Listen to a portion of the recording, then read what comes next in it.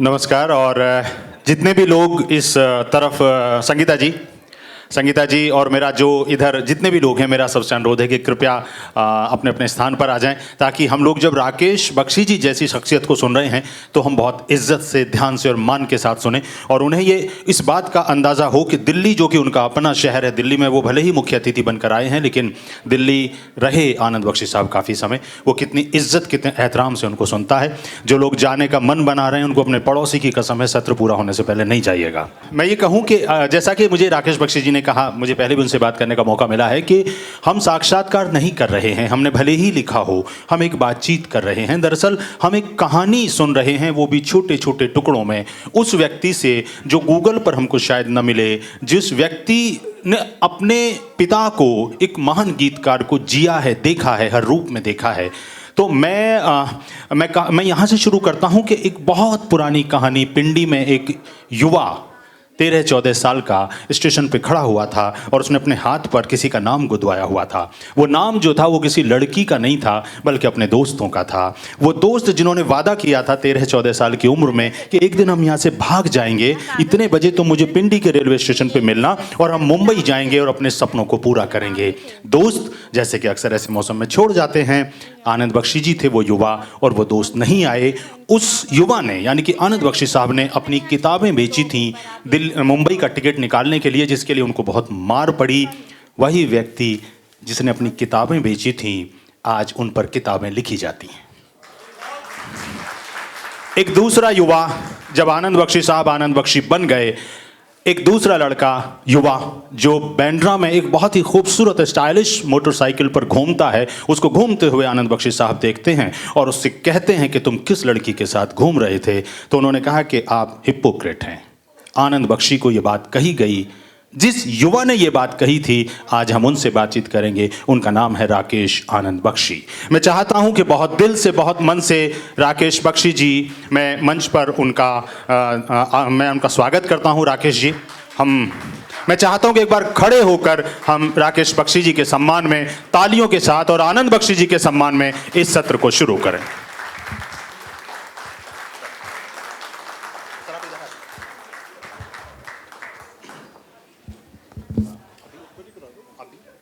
मैं इससे पहले सत्र शुरू करूं, मैं चाहता हूं कि शालिनी निगम जी जो हैं वो शालिनी अगम जी जो हैं वो अपनी 2 पुस्तकें भेंट करना चाहती हैं राकेश बख्शी जी को। तो शालिनी जी, आप मंच पर आएँ और ये जो खूबसूरत पल आप पिरोना चाहती हैं उसको आप जी। अभी तो हमारा रिश्ता जुड़ गया है।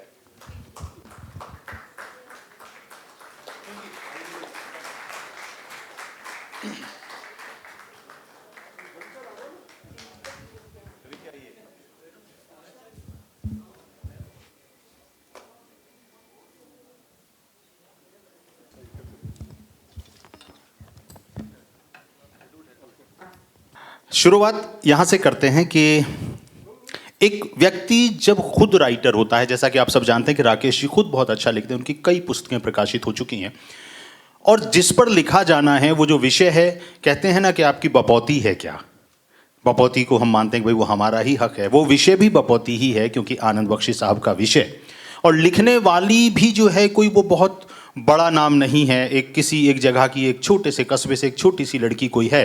उसके बाद राकेश बख्शी को ऐसा क्या लगता है कि वो दूसरे राइटर्स को अपने पिता पर लिखने के लिए सिर्फ अनुमति नहीं देते, बल्कि उनको प्रोत्साहन देते हैं, जबकि आप खुद आनंद बख्शी साहब पर नगमे, किस्से, बातें, यादें और बहुत सारी पुस्तकें, मैं जादू हूँ, चल जाऊंगा, तो आपको डर नहीं लगता कि वो बिक्री कम हो जाएगी? अभी उनकी पुस्तकों का इतना नाम हो गया है। नमस्ते, नमस्कार। इस सवाल का जवाब देने से पहले मैं एक बात कहना चाहता हूँ। बख्शी साहब की किताबों पे बातें हो रही है, संगीता जी की किताबों पे बात हो रही है, तो मैं आप लोगों के लिए एक सरप्राइज लाया हूँ। बख्शी साहब का चश्मा। क्या बात, वाह वाह। इसको मैं जब प्रयागराज में कुंभ मेला हुआ तो मैं इसको त्रिवेणी संगम में भी ले गया था, और ये भी त्रिवेणी है इसका नाम, वो भी त्रिवेणी था, ये भी त्रिवेणी है। तो मैं इनको हर जगह, सब जगह ले जाता हूँ। अयोध्या गया था तो अयोध्या में भी ले गया था, रामलला के पास। तो he is here, he is with us. Number one, I will answer his question. This is a very important question. I am very glad he began by asking about Sangeeta first and not Anand Bakshi. But I have to talk about Anand Bakshi first. because we are here because of him. The mother of the book is Anand Bakshi. You know, the thoughts behind the book of his lyrics and her life journey. 1980s में जब बख्शी साहब को दूसरी बार heart attack हुआ तो pacemaker लगा और doctor ने आके बख्शी साहब को बहुत डांटा. Mister Bakshi, you don't listen to me. I have been telling you since so many years, stop this pan, tobacco, cigarette. You know, it is spoiled your health, it is going to take your life. तुम्हारी जान लेगा ये सब. और वो चले गए doctor साहब गए तो बख्शी साहब ने कहा, पंजाबी हैं सर डॉक्टर जी, उल्लू का पट्ठा. तो ऐसा dad, what do you mean उल्लू का पट्ठा? डॉक्टर है, 10-10 साल इनको पढ़ाई करनी पड़ती है, तब जाके लोग डॉक्टर बनते हैं और इतने बड़े हॉस्पिटल में काम करते हैं. यू नो, ही सेड, बेटा ये पान, सिगरेट, तंबाकू ना, इसने मेरी जान नहीं ली है, मेरे गानों ने मेरी जान ली है. आप जब तक वो रिलेशनशिप, जो फिल्म में रिलेशनशिप है, इमोशन है, सर्कमस्टेंसेस है, सिचुएशन है, आप जब तक उसको खुद फील नहीं करोगे, आप कैसे लिखोगे यार? क्या लिखोगे आप? तो ये, you know, and the reason I brought this up is because मुझे, जब मैंने आप लोगों को, और ये मैंने अभी सोचा कि मैं मैं इसी से शुरू करूंगा, जब मैंने आप लोगों का रिएक्शन देखा, मैंने जो यहाँ बड़े बड़े दिग्गज राइटर्स, लिटरेरी वर्ल्ड के लोग आए हैं, बैठे हैं हमारे बीच, और आप अब मुझे सुन रहे हैं.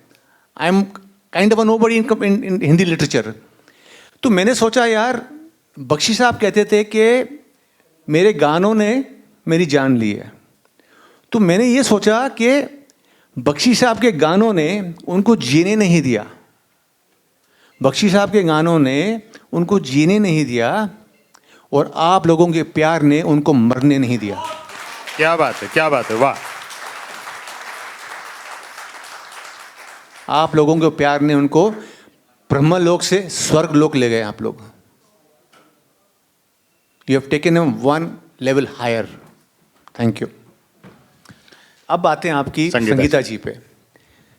Sangeeta ji is a nobody. Nobody knows her except her parents and her in-laws and her society. As a writer, she's a nobody. जब इन्होंने ये डायरी मुझे भेजी, 365 पेज की डायरी, हाथ की लिखी हुई. कौन लिखता है हाथ से आजकल? वेरी फ्यू पे आते. Vandana ji writes with hand. जय हो वंदना जी. तो मैंने बोला यार, I told I take 2-3 months to read. तो she said yes sir, no problem, take your time.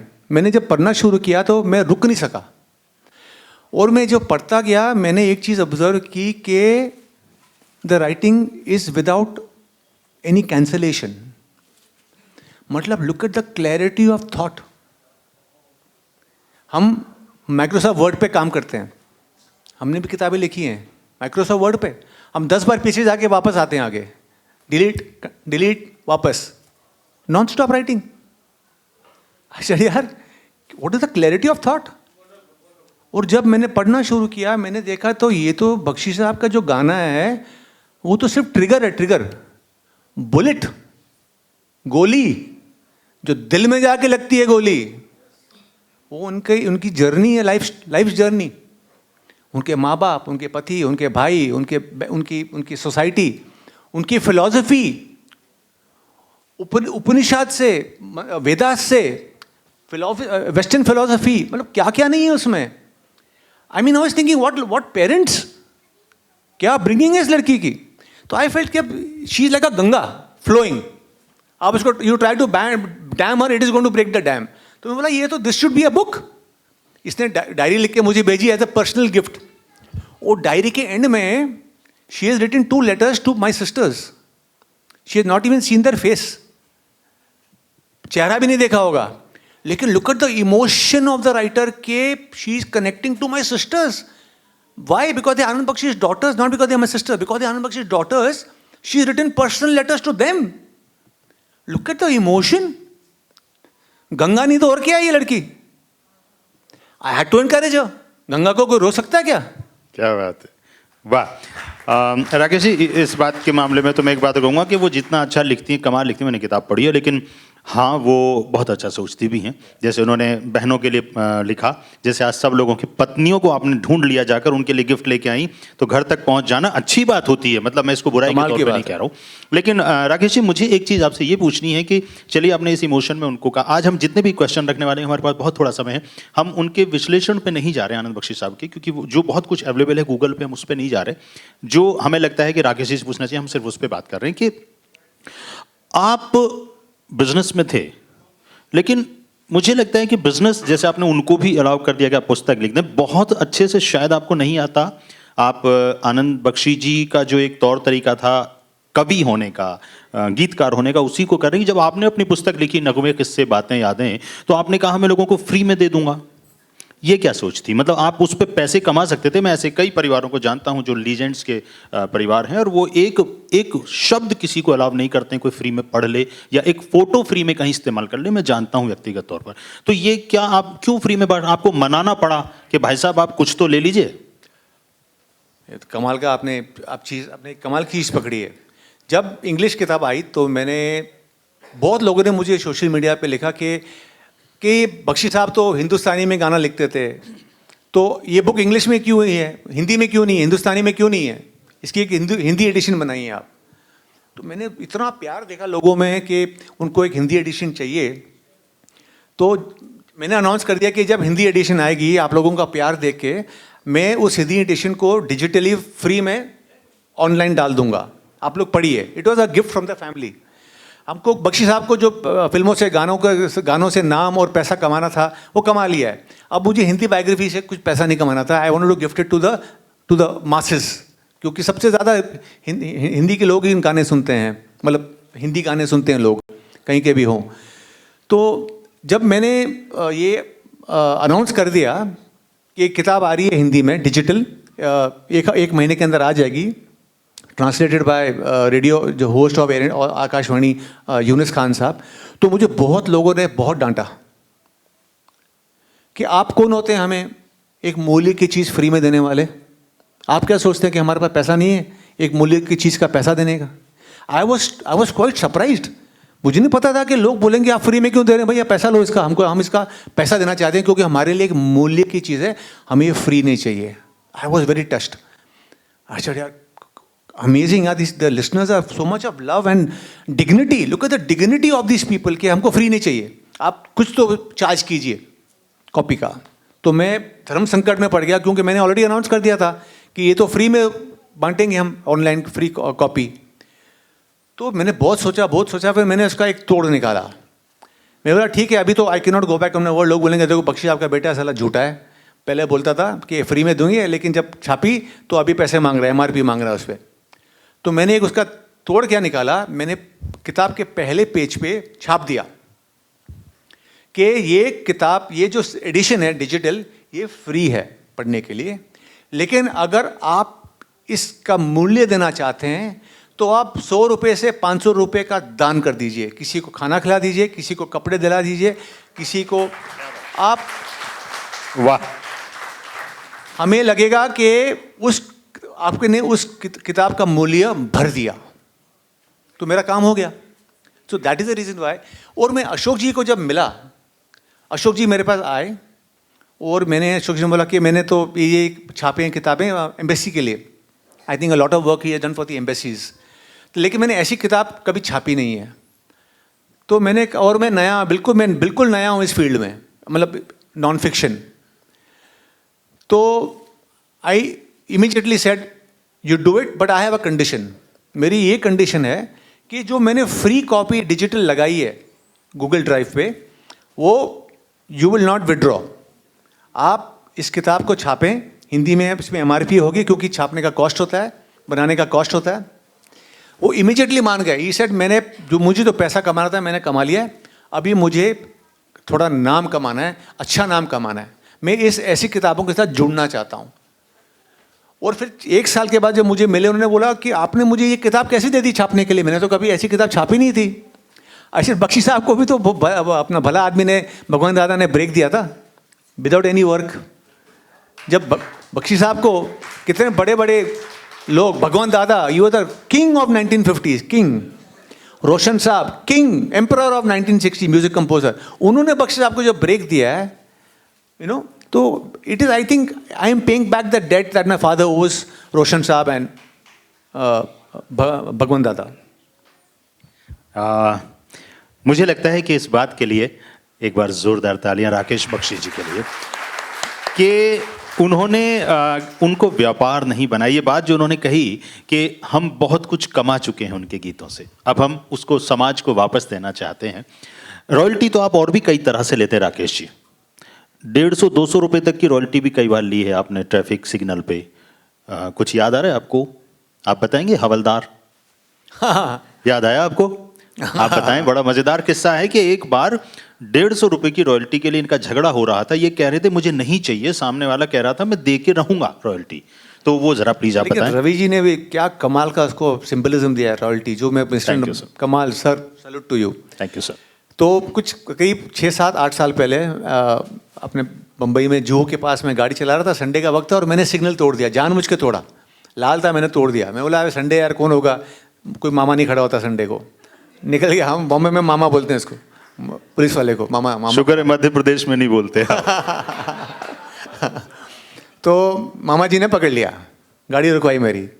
तो मैंने इमीडिएटली अपना वॉलेट निकाला एंड आई सेड फाइन क्या है, क्योंकि मैंने जानबूझ के तोड़ा था. अभी क्या छुपाना. आई सेड जो भी फाइन है आप ले लीजिए. ही सेड फाइन मैन छोड़ो, पहले लाइसेंस दिखाओ. उसे सोचा होगा यार इसके पास लाइसेंस नहीं होगा तो ज़्यादा पैसे लूँगा, 1000 रुपये होता है उसकी फ़ाइन. तो मैंने बोला अरे आप लाइसेंस छोड़ो, आप पर्ची काटो, आई वॉन्ट टू पे द फाइन. मुझे फ़ाइन भरना क्यों ज़रूरी लगता है, क्योंकि हम जब तक हमारे जेब में से पैसा नहीं जाता ना, we don't learn a lesson. No lesson for free is ever, any lesson you learn in free will be forgotten. You have to pay with your blood or with your money.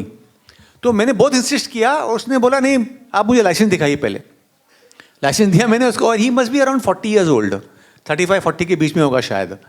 तो उसने मेरा licence लिया और मेरे को ऐसे देखा है और बोला ये आपके नाम के साथ आनंद जुड़ा हुआ है, आनंद बख्शी. कौन है ये आपके? तो ऐसे वो मेरे पिताजी हैं. गीतकार आनंद बख्शी? अच्छा हाँ. उसने मुझे लाइसेंस वापस किया, बोला जाओ, छोड़ दिया. मेरे को खराब लगा. बोला boss, I called him boss. I said boss आप फाइन लो, मेरे को अपने बाप के नाम पे 150 रुपये का चोरी नहीं करना है गवर्नमेंट का, क्योंकि ये पैसा जाता है हॉस्पिटल में जाएगा, स्कूल में जाएगा, कहीं ना कहीं लग जाएगा, किसी के काम आएगा. एंड आई वॉन्ट टू पे the fine because I have done it intentionally कि नहीं यार संडे मामा नहीं खड़ा होगा, तोड़ो सिग्नल. इसे अरे बाबा तुम जाओ ना, हमको तुमसे पैसा नहीं लेने का है. ऐसा नहीं, लेकिन मेरे को पैसा देने का है. आप पर्ची काटो, आपने लाइसेंस देख लिया वैलिड है, अब पर्ची काटो. अरे भाई मैं तुमको क्या समझाऊं भैया, तुम्हारे बाप के तुम्हारे पिताजी के गीतों ने मेरा कितना हेल्प किया लाइफ में. मेरे को नहीं मांगता आपका पैसा. क्या बात, ये है रॉयल्टी. आप सोचो सर, बिल्कुल अनजान आदमी. बख्शी जी आपने उस बात को रॉयल्टी का ये भी रॉयल्टी है ना दिया. अपना क्या सोच है आपकी सर? राकेश जी बहुत ऊंची सोच है. Thank you. ये जो रॉयल्टी है, और मैं इसी से अगला सवाल आपसे पूछता हूं कि ये भी एक रॉयल्टी है कि जब आप अपने पिता के नाम से जाने जाते हैं, ये गर्व की बात है. आप जब प्रोग्राम्स में बुलाए जाते हैं, आपको सम्मान दिया जाता है, तो क्योंकि आप खुद बड़े राइटर हैं, बहुत बड़े निर्देशक हैं, ब्लॉगर हैं, लेकिन आप हमेशा ये कहते हैं कि आई एम नोबडी, मैं कुछ भी नहीं हूँ. लेकिन ये जो रॉयल्टी है, पिता के नाम पर जो सम्मान मिलता है, वो सहूलियत ज़्यादा है, उसमें आनंद ज़्यादा है या जिम्मेदारी ज़्यादा है? जिम्मेदारी. क्योंकि अगर मैं कोई गलती करूंगा ना तो मेरा तो नाम ही नहीं है. लोग बोलेंगे आनंद बख्शी के बेटे ने ये बोला, आनंद बख्शी के बेटे ने उसको छेड़ा, आनंद बख्शी के बेटे ने सिग्नल तोड़ा, मेरा तो नाम ही नहीं है. तो it is a lot of responsibility. और उसका फ़ायदा भी बहुत बहुत हुआ है मुझे. फ़ायदा बहुत फ़ायदा है. एक मुझे याद है, मैं 1 साल पहले जब मैं अयोध्या गया था, तो मुझे एक पुलिस वाले ने, आई न्यू समबडी, तो उसने मुझे एक फास्ट क्यू होती है, फास्ट क्यू में डाल दिया था उसने मुझे. तो हम दोनों साथ में खड़े थे, पुलिस वाला प्लेन क्लोथ में था और मैं आई वॉज डिवोटी. तो हम जब राम जी के करीब आए ना, कोई करीब 10 मीटर होगी दूरी होगी, दूरी होगी 10-15 मीटर्स. तो वहाँ एक CRPF वाला खड़ा था. तो वो उसका गाँव का था शायद. तो उसने दोनों में गांव में बातें कर रहे थे अपने भाषा में, और उसने बोला यार ये आनंद बख्शी का लड़का है. तो उसने बोला अरे आनंद, ये तो नाम हमने सुना हुआ है. तो मैंने भी बड़े छाती चौड़ी करके बोला, अरे ये राम जी पे बख्शी साहब ने गाने लिखे हैं 2, तो इसे कौन से वाले? तो मैंने बोला, राम का नाम बदनाम ना करो, देखो हो दीवानो तुम ये काम ना करो, राम का नाम बदनाम ना करो। और दूसरा, राम जी की निकली सवारी, राम जी की लीला है निहारी। वो मुझे ऐसे देखता रह गया, वो सीआरपीएफ वाला, बंदूक थी उसकी ऐसे नीचे, ऐसे देख रहा है। बोला, सर जी आप लाइन में क्यों खड़े हैं, आप आइए मेरे साथ आइए। अरे वो मुझे उस लाइन से, जो फास्ट क्यू थी, जो अच्छी वीआईपी क्यू थी, वीआईपी क्यू से वो मुझे सुपर वीआईपी क्यू में ले गया, जिसमें क्यू ही नहीं थी, और मुझे जाके राम जी के चरणों में बिठा दिया। बाजू में, एक बाजू में जगह है, और मैं वहाँ बैठा हूँ। मैं बोला हूँ, यार मैंने तो ये कमाया नहीं है, ये तो मेरी कमाई, ये तो मेरे बाप की कमाई खा रहा हूँ मैं। तो इसीलिए मेरी जिम्मेवारी बढ़ती है कि जब तुमने ये कमाया नहीं है, you have to spend very judiciously. हर एक चीज़ सोच के बोलना पड़ता है, तो एक बेनिफिट है उसमें। हम सब की दिक्कत यह है कि नगमे किस्से बातें यादें अगर आप पढ़ेंगे, जो कि राकेश बख्शी साहब ने लिखी है, तो आपके पास इतने सवाल हैं। वो यात्रा अगर आप कर लेते हैं एक बार कि आप क्या छोड़ें और क्या याद करें। पीछे अशोक जी और ममता जी दिख रही हैं, समय की अपनी मजबूरियां हैं, लेकिन फिर भी हम कहीं कहीं से सवाल कर रहे हैं। राकेश जी, पिंडी छोड़ने का अफसोस और माँ छोड़ने का अफसोस, माँ के छूट जाने का अफसोस बख्शी साहब को जीवन भर रहा। उन्होंने अपने गीतों में लिखा, वो होते हैं किस्मत वाले जिनकी माँ होती है। और एक उन्होंने पिंडी के बारे में लिखा कि सानेहा ये जिंदगी सह गई, मैं यहाँ आ गया वो वहाँ रह गई, याद पिंडी की आती है अब किस लिए, मेरी मिट्टी थी झेलम में वो बह गई। उन्होंने माँ और मिट्टी को छोड़ने का जो गम था, आपको किस उम्र में एहसास हुआ कि मेरे जो पिता हैं, महान पिता हैं, जिनके पास फिल्म इंडस्ट्री के तमाम लोग आते हैं, इस व्यक्ति के अंदर कोई गम है जो इसमें सफर करता है? हमें बचपन से पता था कि माँ की तरफ उनका एक एक्स्ट्राऑर्डिनरी इमोशन है, क्योंकि हम जब भी अपनी माँ से झगड़ा करते थे ना, हम बहुत झगड़ा करते थे अपनी मम्मी से, क्योंकि वो हमसे पढ़ाती थी तो मार भी पड़ती थी। जब हम मार्क्स अच्छे नहीं मिलते तो मम्मी मारती भी थी हमें। मुझे इस पे बाद में एक सवाल पूछना है, मार पर। तो हम जवाब देते थे, we used to be very rude to her sometimes, you know, as I used to be very rude to her sometimes. तो हमें डैडी हमेशा बोलते थे कि तुम अपनी माँ से बदतमीजी से बात करते हो क्योंकि तुम्हारी माँ जिंदा है। हमसे पूछो माँ से कैसे बात की जाती है जिनकी माँ 5 साल की उम्र में छोड़ के चली गई। तो हमें तब से एहसास होता है, हम उसकी गहराई बाद में पता चलती है, लेकिन सब कॉन्शियस में तो रहता है कि माँ का क्या महत्व है। और ऊपर से बचपन में ही मुझे याद है कि उन्होंने एक हमें कहानी सुनाई थी, जब वो पार्टीशन हुआ था तो वो रेफ्यूजी बन के उनको रातों रात दौड़ना पड़ा घर छोड़ के, सारी फैमिली को।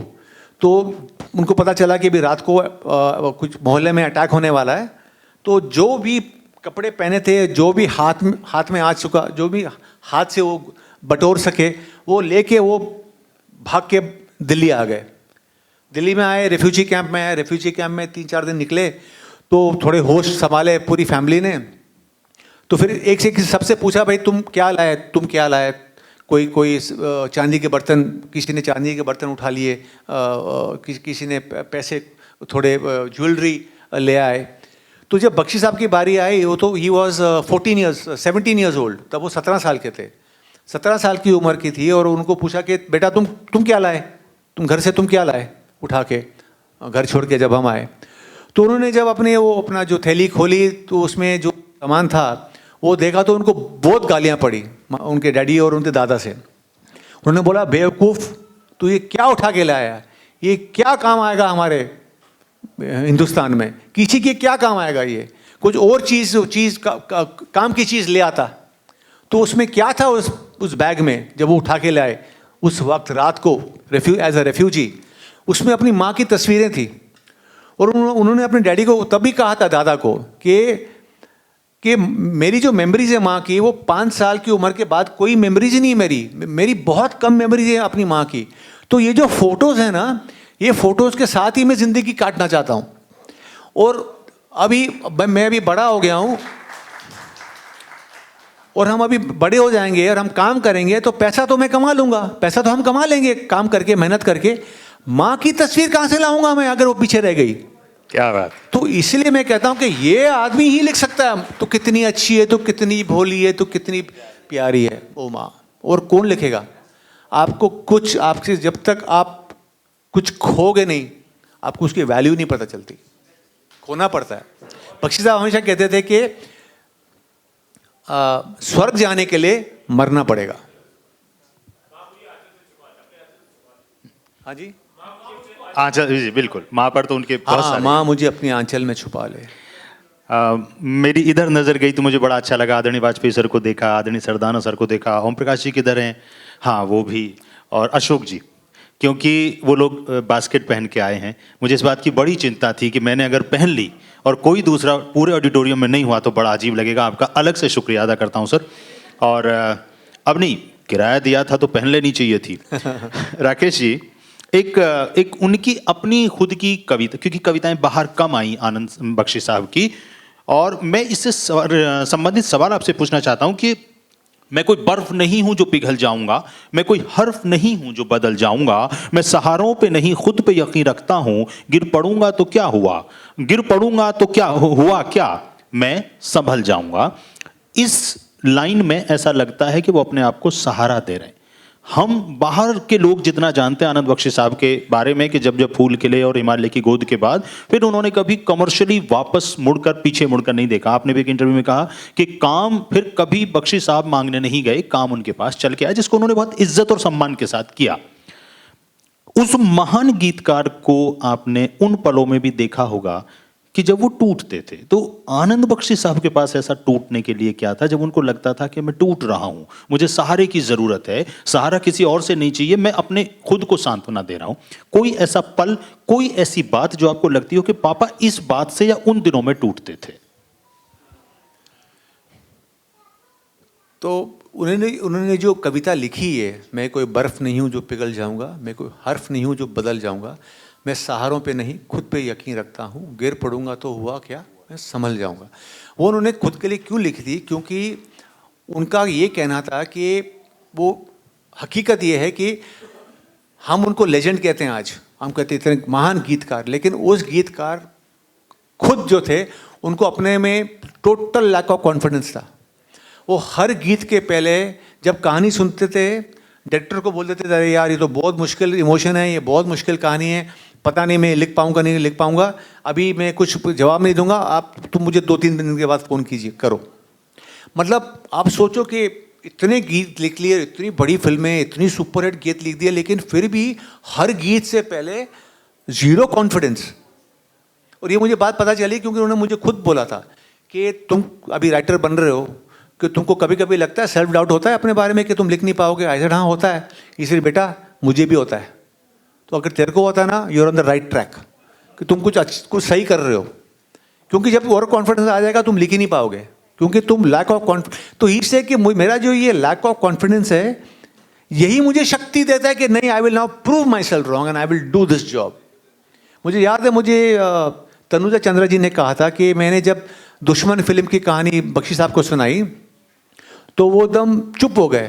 तो मैंने बोला, आप थोड़ी देर के बाद मैंने उनको पूछा कि बख्शा आपको कहानी पसंद नहीं आई? इसे नहीं, मुझे कहानी पसंद है, लेकिन ये बहुत मुश्किल है, ये गाना लिखना बहुत मुश्किल होगा, ये बहुत इमोशनल फिल्म है, उसका सिस्टर का रेप हो जाता है, फिर ये वगैरह वगैरह। हाँ, तो शी सेड कि मैंने अपने दिमाग में सोचा बख्शी साहब मुझसे झूठ बोल रहे हैं, बख्शी साहब को मेरी कहानी पसंद ही नहीं आई है, उन्होंने मुझे टरका दिया। तो मैं एकदम नाराज होकर चली गई घर। मुझे अगले दिन सुबह 8 बजे फ़ोन आया बख्शी साहब के कि तनुजा तू क्या कर रही है 4 बजे, तो घर आ जा। तो मैं आ गई घर आपके 4 बजे अगले दिन, और उन्होंने कहा कि तू मैं आपके घर पहुंची, मैं लिविंग रूम में बैठी थी और बख्शी साहब आए और रूम के दहलीज पे खड़े थे। उन्होंने मुझे सवाल पूछा, तनुजा तू पेपर पेन लाई है? चीज़ हाँ बख्शी जी मैं लाई हूँ। ही सेड लिख। और वहाँ खड़े हुए उन्होंने उनसे लिखवाया, चिट्ठी ना कोई संदेश, जाने वो कौन सा देश जहाँ तुम चले गए। ये लाइन सुनाई और तनुजा को क्या कहा, तनुजा ये फिल्म मैं लिख पाऊंगा। क्या बात। तो जब तक वो खुद एक मुखड़ा या एक अंतरा या एक थॉट जब तक वो लिखेंगे नहीं ना, उनको लगता था यार ये जब तक ये पंजाबी में इशू से डॉक्टर साहब, गरारी, ये गरारी है, ये चलती है तो चलती है, नहीं चलती है, तो उनको ये था कि पता नहीं मैं कैसे लिख जाता हूँ। तो जब तक वो खुद लिखते नहीं थे ना, उनको he had no confidence that he can do it. This is, believe it or not, he had to write something to tell himself, you know what Bakshi, तुम ये लिख पाओगे, चलो आगे बढ़ो। मतलब कमाल का सीख है इसमें यार, किसी के लिए भी। क्या बात है। जितने लोग यहाँ बैठे हैं उनमें से जो कभी कभी अपना आत्मविश्वास खोते हैं, वो इस बात की गारंटी न माने कि अगर मैंने आत्मविश्वास खोया है तो मैं कुछ कर नहीं सकता, क्योंकि आनंद बख्शी साहब जैसे गीतकार अगर ये सोचते हैं कि मैं लिख पाऊंगा क्या और वो क्या है, उस पर हम इतनी देर से बात कर ही रहे हैं। मैं ये बता दूं कि मैंने बड़े दिल पे पत्थर रख के अपने बोलने का जो टाइम था वो छोड़ा था, और उसी तरह दिल पे दूसरा पत्थर रखकर जो मेरा इसका टाइम था सर से बातचीत का, उसमें से कुछ समय बहुत ही पत्थर रख के मैं 3 या 4 सवाल वहाँ से भी लूँगा, है ना। लेकिन मैं अभी थोड़ा सा उसमें हम लोग जब समापन की तरफ जाएंगे। सर मुझे एक चीज़ बताएं, आपके जैसा आपने कहा कि वो गरारी वाली बात आपने कही, ठीक है, इसी से रिलेटेड मैंने कहा था कि सवाल और पूछूंगा। अभी अच्छी अच्छी बातें काफ़ी हो गई उनके बारे में बहुत देर से। घर में सेलिब्रिटी कौन था, माँ या बाबा? क्योंकि अक्सर क्या होता है कि जब घर में एक व्यक्ति बहुत बड़ा कद होता है तो दूसरा जो व्यक्ति है वो थोड़ा पीछे छूट जाता है। माता जी के बारे में बहुत कम बात होती है। घर में माँ ज़्यादा मतलब सेलिब्रिटी थी बड़ी या पिताजी? पिताजी अगर क्या माताजी से कहीं दबते थे, झुकते थे, वो प्यार वाला दबना झुकना, या माताजी ही उनसे दबती झुकती थी? आपका तो मैं आऊँगा इसके बाद। उनका जब झगड़ा हो जाता था ना दोनों का, ये बहुत ज़रूरी है जानना, तो हमें पता चल जाता था, क्योंकि वो फिर पंजाबी में होता था। भारी बातें, खाना क्या बनाया है, बच्चे कहाँ हैं, स्कूल आया है, नहीं स्कूल से आया कि नहीं आया, उसकी कॉलेज की फीस भरी कि नहीं भरी उसने, ये सब हिंदी। हाँ, लेकिन जब झगड़ा हो जाता दोनों का तो पंजाबी में झगड़ा और बातें हिंदी में। और 1990s, आई थिंक 1998, 99 में एक जर्नलिस्ट ने उनको पूछा था कि बख्शी साहब आपकी 2 सवाल बड़े अच्छे पूछे थे उसने, कि बख्शी साहब आपकी सबसे बड़ी फिल्म कौन सी है, शोले या दिलवाले दुल्हनिया ले जाएंगे? तो बख्शी साहब ने कहा मेरी सबसे बड़ी फिल्म मेरी ज़िंदगी में भला आदमी थी, 1958, जो फ्लॉप हो गई थी, फ्लॉप पहली फिल्म। तो बड़ा चौंक गया वो जर्नलिस्ट, उसने सोचा कोई मसाला मिलेगा मुझे, दिलवाले की बातें होंगी, शोले की कोई बातें होंगी खास। इसने बख्शी साहब ये क्या जवाब है, वो तो फिल्म का नाम तो मैंने भी नहीं सुना है। इसे बेटा उस फिल्म ने ही मुझे गीतकार बनाया था, तो मेरी ज़िंदगी में वो फिल्म सबसे बड़ी फिल्म है मेरी, जिसने मेरे नाम के सामने गीतकार लिखा गया। सेकंड सवाल उसने पूछा कि आप what is the secret of your success, क्या फॉर्मूला है आपका, secret of your success? He said मेरी बीवी। तो ही सेड क्यों? ही सेड क्योंकि उसने मुझे शुरू से इतनी आज़ादी दी कि बख्शी तुम गीत लिखो, बच्चों को और घर को मैं संभालूंगी। क्या बात। इससे बड़ा कंट्रीब्यूशन मेरे लाइफ ने ना सुभाष घाई ने किया, ना यश चोपड़ा ने किया, ना शक्ति सामंत ने किया, ना किशोर कुमार ने किया, ना आर.डी. बर्मन, ना लक्ष्मीकांत प्यारेलाल, कि उसने मेरा घर संभाला। वो लोग मुझे कहते हैं कि अरे क्या लेगेसी है तेरे डैडी की यार, क्या 4000 गाने, 650 फिल्में, दुनिया में नाम। और मैं अपने दिमाग में ये सोचता हूँ कि भाई मेरे सबसे बड़ी लेगेसी मेरे पेरेंट्स की ये है कि उनके गए हुए 25 साल होने को आए, और मी एंड माई ब्रदर, मेरा भाई और मैं और मेरी 2 बहनें, हम आज भी जुड़े हुए हैं। क्या बात है, वाह।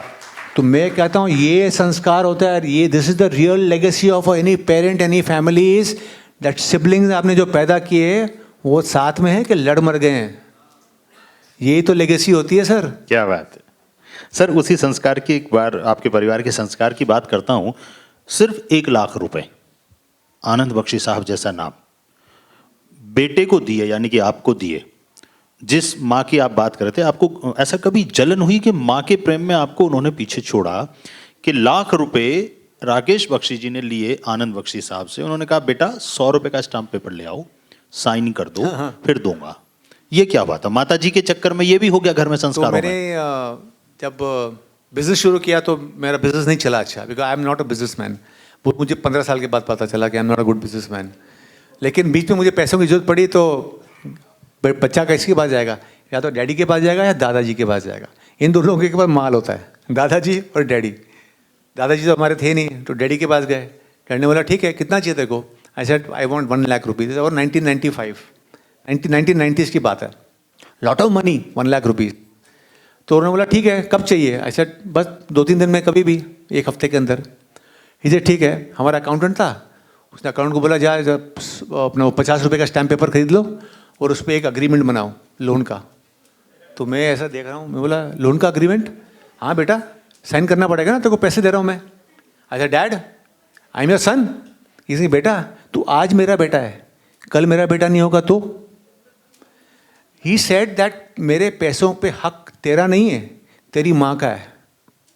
मेरे जाने के बाद पहला हक तुम्हारी माँ का है, क्योंकि उसने मेरे से शादी की थी, तुम तो बाद में आए, तुम लोग बाद में आए।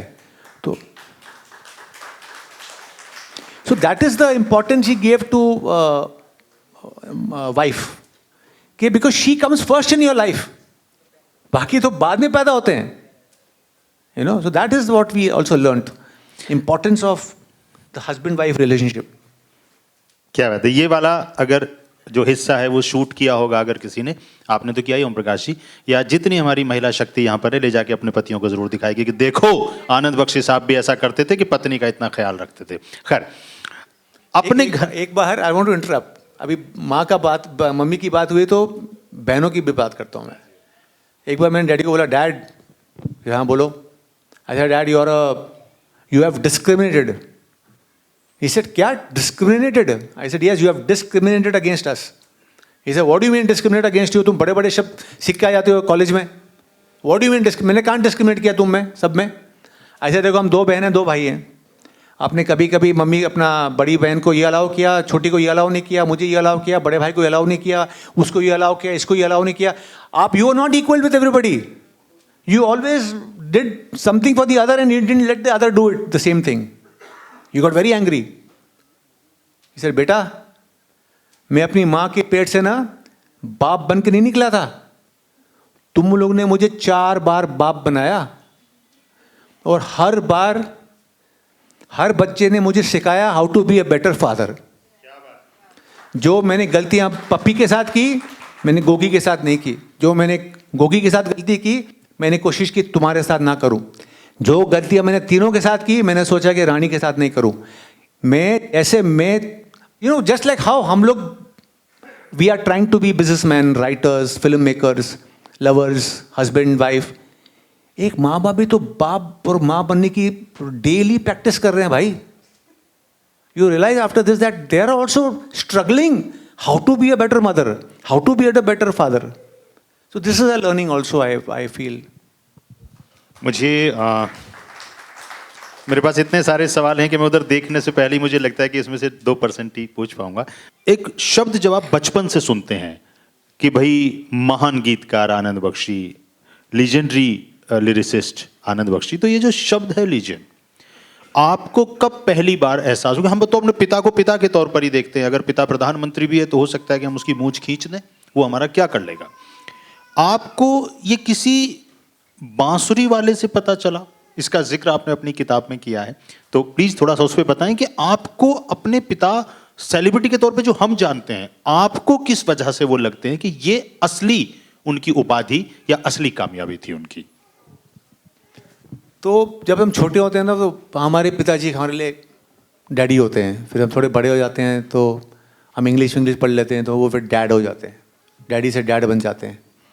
और जब आपको होश आता है दुनिया में पैसा, नाम, इज्जत, घर, गाड़ी क्या चीज़ होती है, फिर देन आपको पता चलता है कि यार ये सेलिब्रिटी भी है, यू नो। और स्कूल में तो मुझे पता चल गया क्योंकि स्कूल में 2-3 ऐसे प्रोफेसर थे हमारे जो बहुत बड़े फ़ैन थे डैडी के। तो मुझे थोड़े बड़े दे वो वेरी नाइस टू मी, अरे यार ये हाँ ठीक है कर लो बेटा। तुम्हारा गाड़ी का गाना सुना था उस दिन, क्या गाना लिखा, मज़ा आ गया। तो वो चक्कर में मैं समझ रहा कि मेरा डैडी कुछ है यार। जब हमारा टीचर भी हमें मुझे माफ़ कर देता है गलतियों के लिए। लेकिन जब वो गुजर गए तो लोगों ने एक नया वर्ड जोड़ दिया बख्शी साहब के साथ, लेजेंड। तो मुझे काफ़ी बार ये वर्ड मेरे फ़ोन पे या सोशल मीडिया पे आता था, लेजेंड आनंद बख्शी सन, लेजेंड आनंद बख्शी का गाना। तो मैंने एक दिन जाके गूगल किया कि यार ये लेजेंड का मतलब क्या होता है यार, ये बचपन से सुनते आ रहे हैं, हम तो यूज़ भी करते आ रहे हैं बिना नोइंग द मीनिंग। तो मैंने जाके डिक्शनरी में पढ़ा वर्ड लेजेंड का क्या मतलब होता है, कि what is the really meaning of a legend. If I am using the word for my own father I should know what it means. खैर उसका एक जो भी डेफिनेशन लिखा था मैंने पढ़ लिया। लेकिन कुछ साल पहले जब ये बायोग्राफी मैं लिख रहा था, थोड़ी ख़त्म होने में आई थी, 1 साल बच गया था, 1 साल पहले पब्लिश होने से 1 साल पहले। तो एक बांसुरी वाला हमारे बिल्डिंग से नीचे गुजरता, सड़क से गुजरता जा रहा था। उसने चप्पलें भी नहीं पहनी थी और बड़े उसके कपड़े soiled clothes. He was very young, he must be around 35-30। और वो मेरे नैना सावन भादो गाना, महबूबा फिल्म के गाना बांसुरी पे बजाते बजाते जा रहा था। मेरे को बड़ा अच्छा लगा यार, डैडी का गाना इतना पुराना, 1970s की फिल्म है, ये यंग बांसुरी seller is playing the flute and, तो मेरे को I wanted to give him something. तो मैंने उसको वॉचमैन को बोला उसको ऊपर भेजो। तो ऊपर आया, वो ऊपर आया और तो मैंने उसके हाथ में थोड़ा बख्शीश रखा। I kept some little money, I give him. तो मैंने जब उसको पैसे दिए तो उसने पैसे जेब में डाल के उसने मुझे एक बांसुरी निकाल के मेरे हाथ में दे दी। तो ऐसा मुझे बांसुरी नहीं चाहिए, मैं बांसुरी बजाता भी नहीं हूँ, तुमने ये जो गाना बजा रहे थे ना, ये मुझे बहुत अच्छा लगा, तो I wanted to give you a बख्शीश। तो उसने कहा, अब सर आप पैसे दे रहे हैं, आप कुछ तो लीजिए मेरे से। तो मैंने वो बांसुरी रख ली। वो मैं बांसुरी लाया हूँ इधर आपको दिखाने के लिए, लेकिन कुर्सी में रह गई पीछे। तो मेरे को बड़ा अच्छा लगा ये लड़का। मैं बोला यार साला ये भिखारी नहीं है, ये साला डिग्निटी वाला आदमी है। तो मैंने उसको बोला, तुमको पता है ये तुम गाना, ये तुमको पता है ये नाम क्या लिखा है हमारे घर के बाहर? तो ये सर नहीं सर मैं इंग्लिश नहीं पढ़ सकता। आई सर आनंद बख्शी लिखा है। ये हाँ साहब नाम तो सुना है। आई सर ये जो गीत तुमने अभी बजा रहे थे ना, ये बख्शी इनका लिखा हुआ है, मैं उनका बेटा हूँ। ये सर अच्छा वेरी गुड ठीक है। फिर मेरे को पता नहीं क्यों मैंने उसको बोला तू अंदर आ। उसको मैं अंदर ले गया, लिविंग रूम में ले गया। और लिविंग रूम में हमारे एक ड्रॉ के अंदर एक एल्बम है जिसमें सारी बख्शी साहब ने सारी तस्वीरें रखी थी of all music composers and singers. Lata ji, Asha ji, Kalyan ji Anand ji, Rahman, Anu Malik. He work with 95 composers, 95 composers के साथ काम किया उन्होंने। तो मैं उसको सब तस्वीरें दिखाता गया और मैं उसको गाने बताता गया। देखो ये लक्ष्मी जी, प्यारेलाल जी, ये गाना उनका है सरगम का। हाँ ये गाना मुझे मालूम है। ये R.D. बर्मन है, ये गाना उनका है गुलाबी आंखें। बोला हाँ मुझे मालूम है। तो वो जब मैं उसको फोटो दिखाता गया तो वो हर फोटो पे ऐसा करे। तो मैं उसको दिखाता गया और वो हमेशा ऐसा करे। तो मैंने फिर जब एल्बम खत्म हुई मैंने उसको पूछा जी आप ऐसा क्यों कर रहे हो? ही सेड साहब मैं इनकी वजह से 2 वक्त की रोटी खाता हूं।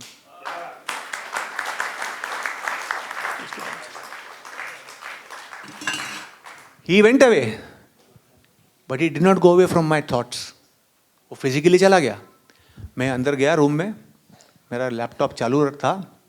मैंने इस किताब का नगमे किस्से बातें यादें उसका लास्ट चैप्टर लिखा, क्योंकि मैं उस दिन उस गरीब बांसुरी वाले ने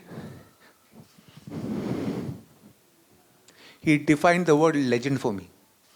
लेजेंड वो लोग होते हैं जिनके जाने के बाद किसी का घर, किसी का किचन भी चल सकता है, वो होता है लेजेंड। तो ऐसा कोई काम करे आदमी जिसके जाने के बाद भी कोई 2 रोटी खाए आपके नाम पे, वो लेजेंड बन गया।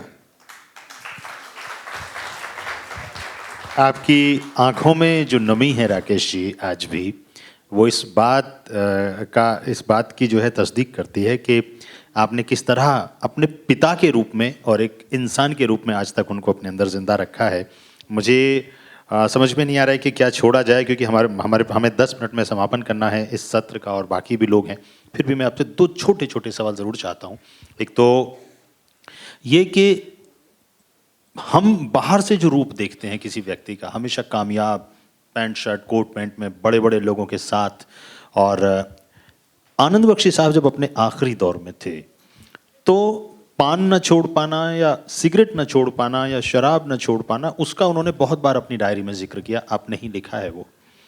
क्या इतने बड़े कामयाब आदमी को कोई ऐसी चीज भी लगती थी कि मैं इसमें बुरी तरह नाकामयाब रहा? कोई ऐसा जीवन का कोई हिस्सा या कोई ऐसा वो था उनको कि मैं इसमें कामयाब नहीं हो पाया? कहते हैं ना मलाल, क्या उनको कोई मलाल था कभी? मलाल एक ही था शायद, क्योंकि उन्होंने उससे उस मलाल के लिए माफ़ी भी मांगी थी हमसे। हमने उसने मुझे और मेरे बड़े बड़े भाई को दोनों को last few days of his life he called us and he said that I want to say sorry to you both. So I said but dad why sorry? इसे नहीं, मैंने बहुत सारी चीज़ें तुमको अलाउ नहीं की। गोगी को फिल्म डायरेक्टर बनना था, मैंने उसको अलाउ नहीं किया। तुमको XYZ करना था, मैंने तुमको अलाउ नहीं किया। और मुझे यही रिग्रेट है कि मैं I should have let you do what you want to do. So लेकिन मैं तुमको ये बात बताना चाहता हूँ कि मैंने तुमको अगर कोई भी चीज़ से रोका, I did not stop you because I did not love you, I stopped you because I love you. क्या बात है, क्या बात है, क्या बात और बहुत लोगों ने मुझे पूछा कि यार तुमने बख्शी साहब को गए हुए तो 2002 में गए हैं, तुमने 17 साल 19 साल के बाद उनके बायोग्राफी, इतने साल क्यों लग गए? तो मुझे तो ऐसा कुछ जवाब नहीं था उसका, लेकिन एक बात मुझे जहन में आती है कि हम कहते हैं कि जो मनुष्य का जीवन है वो बचपन से लेकर अंत तक अविद्या से विद्या की तरफ जर्नी होती है। कोई भी मनुष्य हो, कोई भी जात का हो, कोई भी जाति का हो, सबका जीवन का एक ही गोल होता है, फ्रॉम अविद्या टू विद्या। और हमारे हिंदुओं में कहते हैं कि अगर अविद्या से विद्या जाओ तो मोक्ष मिलता है, राइट? मैं अभी भी जीवनी लिखने के बाद भी जब इतने बड़े बड़े दिग्गज राइटर से मिलता हूँ, ये जब उन गानों के ये गाने में ये लिखा है, ये अंतरे में ये लिखा है, ये लोगों ने अभी कही कितनी बातें कही हैं, मैं अभी भी अविद्या से विद्या डैडी के बारे में गीत एज अ गीतकार मैं फिर भी सीख रहा हूँ। मेरी जर्नी चालू है। ऐसे लोगों को मिलके मेरे को लगता है कि मेरी जर्नी फ्रॉम अविद्या टू विद्या अबाउट द गीतकार आनंद बख्शी, नॉट द फादर, अब भी जारी है। और इन लोगों से मैं जितना ज़्यादा मिलूंगा वो अविद्या उतनी कम होगी। क्या बात है।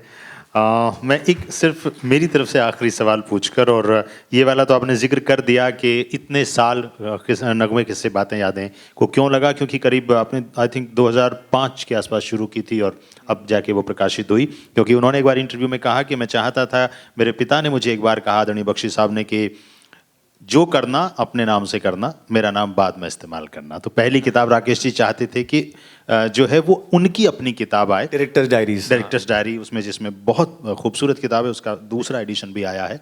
और मैं एक सिर्फ सवाल, क्योंकि मुझे बहुत, अशोक जी अगली बार 2.5-3 घंटे का समय कम से कम दीजिएगा, जब इतनी बड़ी पर्सनैलिटी हो और इतने खूबसूरत, इतना बेहतरीन बोलने वाले वक्ता हों।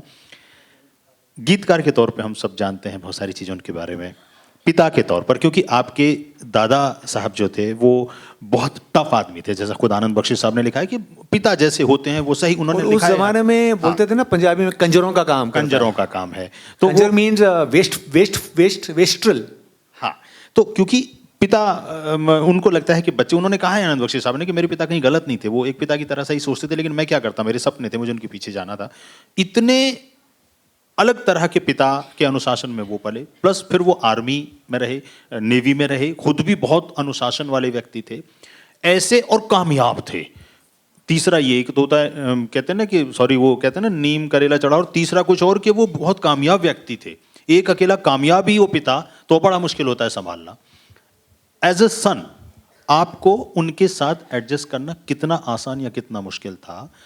बहुत मुश्किल हुई आपके? कभी किसी बात पर तो उनके साथ आपकी कहीं ना कहीं विवाद तो होता होगा, क्योंकि आपकी अपनी, बहुत विवाद होता था। बिकॉज यू सी, एक तो क्या male ego, both are male, तो क्लैश तो होगा ही होगा, you no.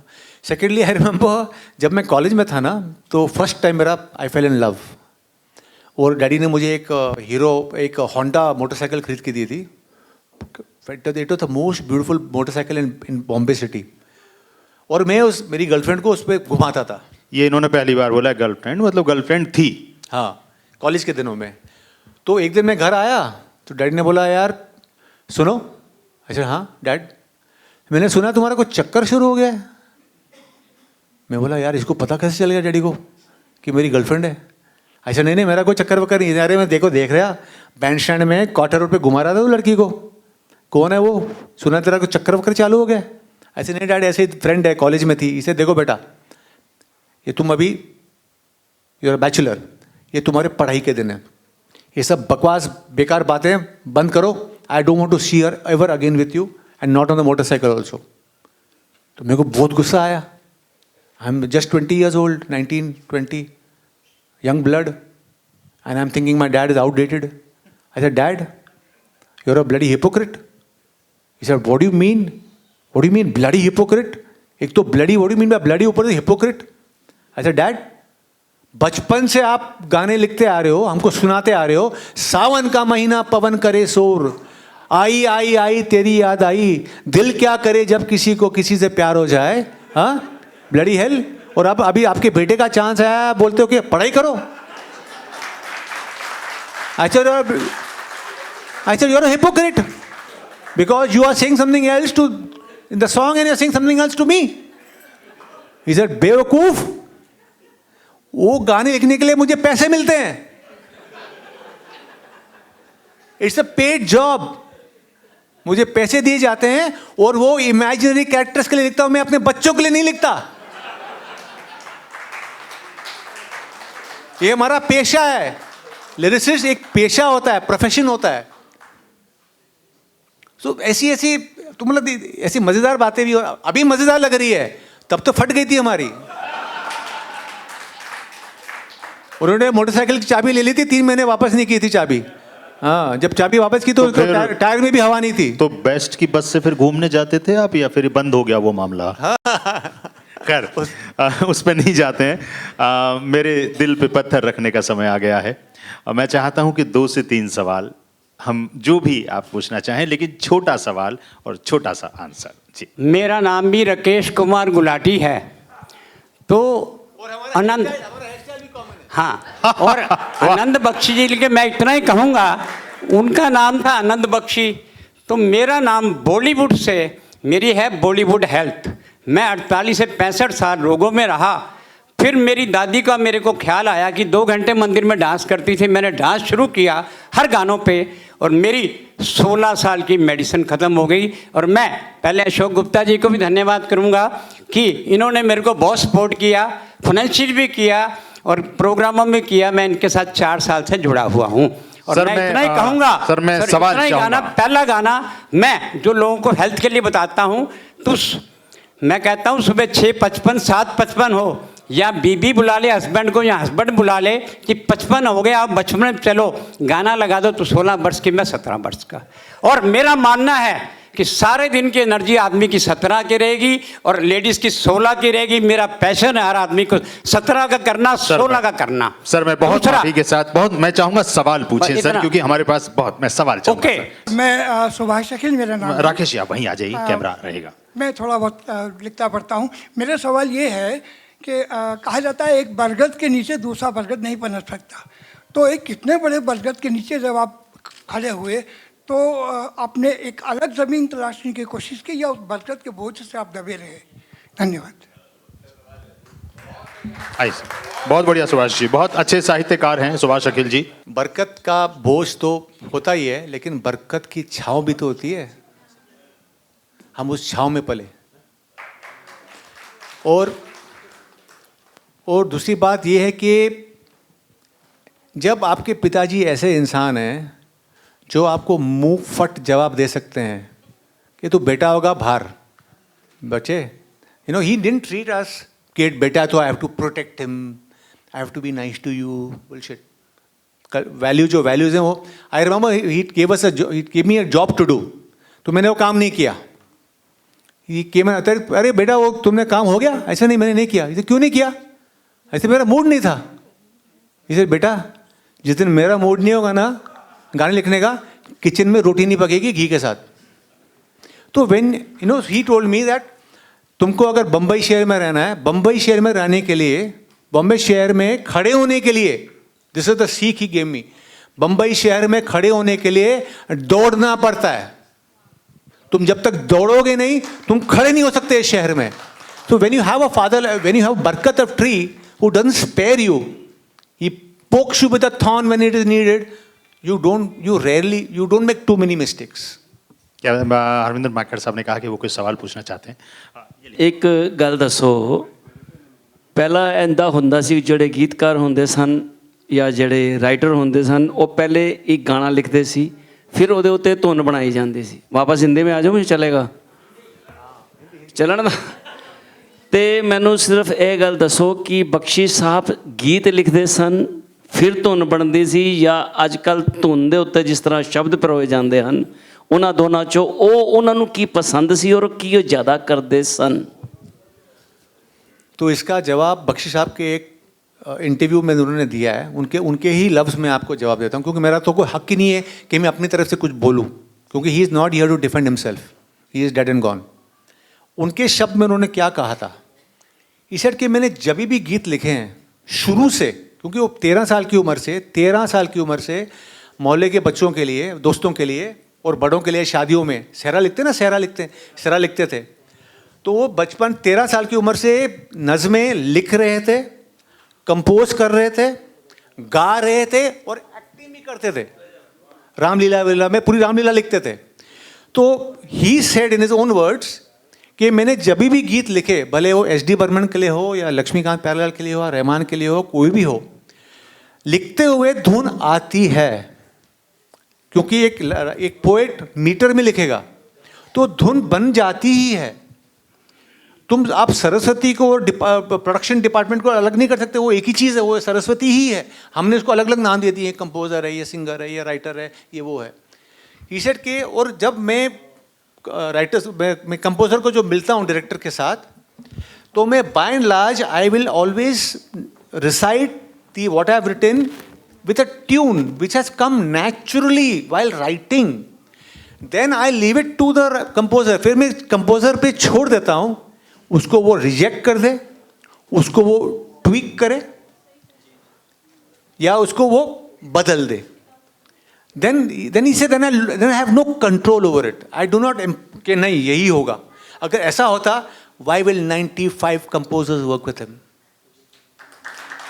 95 composers mean you are so amiable with people that people love to work with you, because you are not only giving your best, you have no ego कि यही रखो। धन्यवाद राकेश जी, और सभी का धन्यवाद। मैं बहुत एक सवाल मैं भी पूछना चाहती हूँ। दो पूछिए आप। कि जब वो गाने लिखते थे, जब फिल्मों के लिए, तो बहुत सारे अंतरे लिख करके ले जाते थे, जबकि उसमें इस्तेमाल तो वो 2 या 3 ही अंतरे होते थे। तो वो जो अंतरे होते थे वो कहीं आपने उस तरह से घर में रखे हुए हैं या उनको कभी नहीं, वो बाहर तो, लाने की बाद में योजना वो भी नहीं है रखते थे, वो तो डायरेक्टर को देते थे। अच्छा, तूने मुझे जो पैसे दिए उसका ये हिसाब है, ले जा, जो करना कर उससे। राकेश जी, ही रोड 59 अंतराज फॉर जब हम जवां होंगे जाने कहाँ होंगे। क्या बात है, क्या 59 अंतराज। वो एक क्लेम करते हैं कि उनका गिनीज बुक में नाम है, ये है, what ever things. But Sameer साहब ने आई थिंक 30-32 साल का उनका कैरियर है, और लास्ट 10 साल से उनके बंद भी हो गए हैं, और बख्शी साहब ने 44-45 साल गीत लिखे हैं। तो राकेश जी, आपने इतना एनालिसिस किया, बुक्स लिखी है, तो कभी आपको डाउट नहीं हुआ कि मतलब why should I not claim और गिनीज बुक और ये? Thank you. इसका जवाब एक अलग तरीके से मैं आपको देता हूँ।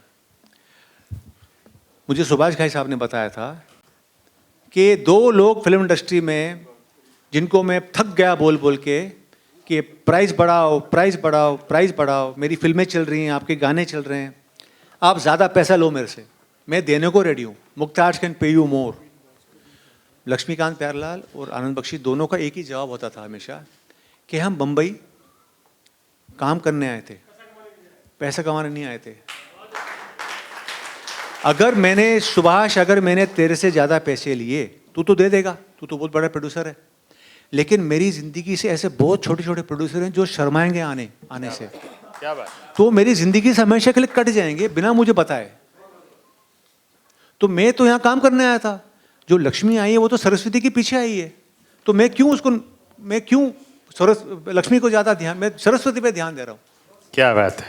मैं जहाँ तक कि नहीं सर, मैं बहुत माफ़ी 3,000 गाने हो या 4,000, That's why it doesn't matter 3,000 or 4,000। जहाँ तक लक्ष्मी और सरस्वती का सवाल, इस बात को सब लोग जानते हैं कि साहिर साहब जब यश चोपड़ा जी के लिए लिख रहे थे, साहिर साहब ने एक बार कहा कि जाके आप आनंद बख्शी से लिखवाइए। आनंद बख्शी साहब को 11,000 रुपये वो देकर गए और अगले दिन जब ये घटना घटी तो उन्होंने ये कहा कि जब तक साहिर साहब लिख रहे हैं, क्योंकि साहिर साहब का बहुत एहसान मानते थे, उन्होंने लोगों का एहसान जिंदगी भर माना, जिसका भी थोड़ा भी एहसान रहा वो 11,000 रुपये उन्होंने वापस किए। और जब तक साहिर साहब जीवित रहे कभी भी आनंद बख्शी साहब ने यश चोपड़ा जो नंबर 1 बैनर है हमारी इंडस्ट्री का बैनर, उस समय भी थे आज भी हैं, उन्होंने कहा उसका लालच छोड़ा कि मैं नहीं करूंगा। मुझे यहाँ इस सत्र को रोकना होगा, मेरी मजबूरी है, क्योंकि एक छोटा सा हिस्सा और बाकी है। नहीं तो अशोक जी वादा कीजिए 3 घंटे का हमारा। मैं सिर्फ एक आखिरी सवाल पूछना चाहता हूँ, इतने ही बड़े परिवार से एक सवाल राकेश जी आपके लिए अभी अभी आया है मेरे पास। एक आनंद बख्शी साहब का घर मुंबई में और एक मोहम्मद रफ़ी साहब का घर। मेरी धर्म बहन है, राखी बहन है, हमारी जो फिरदौस शाहिद रफ़ी हैं, मोहम्मद रफ़ी साहब की बहू तो हमारी बहन है। उन्होंने मुझे अभी मैसेज किया कि आप इंटरव्यू कर रहे हैं राकेश जी का, उनसे पूछिए कि रफ़ी साहब से संबंधित कोई एक छोटी सी याद, कोई छोटी सी बात आप यहाँ जिक्र करें और उसके बाद हम इसका समापन करेंगे। बख्शी साहब कहते थे कि मैं जब कुछ भी लिखता था, मुझे लगता था कि यार रफ़ी साहब को सुनाना है, तो मुझे उनके टेनिस कोर्ट पे जाके खड़ा रहना पड़ता था, क्योंकि वो जब मैच ख़त्म होती थी तभी वो फिर आते थे, मुझे मिलते थे, पानी पीते थे, तो मैं उनको सुनाता था कि देखो रफ़ी साहब मैंने ये लिखा है, कैसा लग रहा है आपको। तो मैं वो इसलिए मैं रफ़ी साहब को मेरे मुकड़े सुनाने में रिकॉर्डिंग से पहले मैं काफ़ी काला हो गया धूप में। मैंने बहुत धूप सही है उनको अपना मुकड़े सुनाने के लिए। और दूसरी बात उन्होंने बहुत अच्छी बात कही थी कि रफ़ी साहब का जो घर है, कोई भी गरीब उनके घर पे चला जाए वो कभी भी खाली हाथ नहीं लौटेगा, उसको या तो पानी या खाना या पैसे या कपड़े मिल ही जाएंगे। That is Mohammed Rafi. एक बार दोनों लीजेंड्स के लिए, आनंद बख्शी साहब और मोहम्मद रफ़ी साहब के लिए जोरदार तालियां। हमारी मजबूरी है, नहीं तो हम इस आयोजन को, मैं एक बार ये भी चाहता हूं कि आप लोगों के लिए तालियां। पिछले 1-1.25 घंटे में ये दिल्ली है सर, जहां पर साहित्य की अगर बात हो तो हम 12 बजे तक भी इसी ऊर्जा के साथ काम कर सकते हैं, लेकिन अपनी वक्त की मजबूरियां हैं। Rakesh ji, my last word is a tribute to all of you कि बख्शी साहब के गानों ने बख्शी साहब को जीने नहीं दिया और आप लोगों ने बख्शी साहब को मरने नहीं दिया। राकेश जी बहुत बहुत शुक्रिया। और हमारा 10 मिनट का प्रोग्राम और बाकी है। मैं चाहता हूं कि एक बार आनंद बख्शी साहब के उसमें हम खड़े होकर, जैसे कि हमारे वरिष्ठ आदरणीय वाजपेयी सर ने खड़े होकर उनको सम्मान दिया है, हम ये दें और वो जहां भी हों उन तक ये बात पहुंचे कि आज हमने उनके जन्मदिन पर उनको याद किया। और धन्यवाद राकेश जी। अशोक जी चाहते हैं कोई एक पुस्तक उनको भेंट करना, जो नवीन भास्कर हैं, बहुत अच्छे हमारे मित्र हैं, बहुत अच्छे राइटर हैं, एक्टर हैं। उनकी पुस्तक है 81 माइल्स, ये हिंदुस्तान पाकिस्तान के बंटवारे पर है। बहुत खूबसूरत नॉवल नवीन ने लिखा है, तो मैं चाहूँगा कि इसका एक यहाँ पर आप जी।